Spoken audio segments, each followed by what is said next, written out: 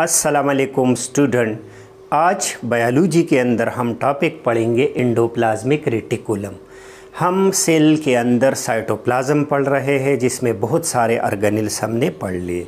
उसमें एक ऑर्गेनेल क्या है? Endoplasmic reticulum. अब एंडोप्लाज्मिक रेटिकुलम क्या है, कहाँ पे है? तो पहले तो इसका लोकेशन आप पता कर लो कि न्यूक्लियस के पास ये पड़ा हुआ है इनसाइड द साइटोप्लाज्म।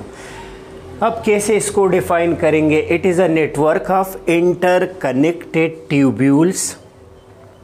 इंटरकनेक्टेड जैसे अंदर से कनेक्टेड है एक ट्यूब्यूल दूसरे के साथ, तो उसका पूरा एक नेटवर्क है। Fluid filled and flatten like sac. ये सेक जैसे फ्लैटन है और जिसके अंदर फ्लूइड है, extending throughout the cytoplasm, पूरे साइटोप्लाज्म में फैला हुआ है। मतलब ये हुआ कि ये एक नेटवर्क है ट्यूब का जो अंदर से एक दूसरे के साथ फिजिकली कनेक्टेड है। और ये एंडोप्लाज्मिक रेटिकुलम और गोल्जी बॉडीज़ में ये डिफरेंस भी है कि गोल्जी बॉडीज़ के ये जो सेक है वो इंटरकनेक्टेड नहीं है, अलग अलग पड़े हैं, जबकि ये यहाँ पे इंटरकनेक्टेड है, फिजिकली कनेक्टेड है। और इस एक तेले को, इस एक सेक को हम क्या नाम देंगे? सिस्टर्नी।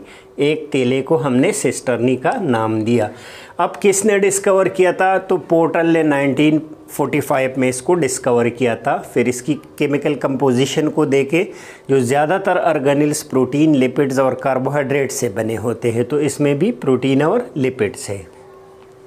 अब आगे इसके स्ट्रक्चर के बारे में थोड़ा आपको बता दूं, तो स्ट्रक्चर इसका जो है वो तो सिंपल सिस्टर्ने है जो एक दूसरे के ऊपर पड़े हैं, बाहर से मेम्ब्रेन है और ये अंदर इंटरकनेक्टेड है, एक का दूसरे के साथ डायरेक्ट रास्ता है और न्यूक्लियस से स्टार्ट होते हैं और प्लाज्मा मेम्ब्रेन तक ये फैला हुआ है। तो ये इसके स्ट्रक्चर के बारे में था। कुछ स्ट्रक्चर में ऊपर ऐसे डाट डाट लगे हैं, ये राइबोसोम है जिसके साथ अटैच है, और कुछ जो है उसके साथ राइबोसोम अटैच नहीं है। इसी बुनियाद पे कि जिसके साथ राइबोसोम अटैच है उसका अलग नाम है और जिसके साथ राइबोसोम अटैच नहीं है उसका अलग नाम है।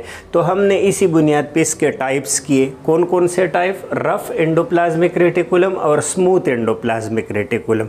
रफ एंडोप्लाज्मिक रेटिकुलम कौन सा वाला है? जिसके साथ राइबोसोम अटैच है, to which ribosomes are attach. जिसके साथ राइबोसोम अटैच है, जैसे ये रेड राइबोसोम है, तो ये वाला रफ एंडोप्लाज्मिक रेटिकुलम हुआ। जहाँ पे राइबोसोम अटैच नहीं है, to which no ribosome are attached, तो वो कौन सा वाला बन गया? Smooth endoplasmic reticulum. अब इसके फंक्शन के बारे में पढ़ते हैं कि ये सेल के अंदर करता क्या है। तो सेल के अंदर provide strength and support to the cell. एक तो इसका मेन काम ये है कि ये स्ट्रेंथ और सपोर्ट देता है। Helps in transport of material within the cell. Cell के अंदर अगर एक जगह से, जैसे यहाँ से यहाँ तक ट्रांसपोर्टेशन की ज़रूरत हो, तो ये करवाता है ट्रांसपोर्टेशन। और ये कौन सा वाला एंडोप्लाज्मिक रेटिकुलम करेगा? ये दोनों जो पहले फंक्शन है वो दोनों का काम है, मतलब रफ का भी और स्मूथ का भी ये काम है। फिर रफ एंडोप्लाज्मिक रेटिकुलम का एक ख़ास फंक्शन है कि हेल्प इन प्रोटीन सिंथेसिस।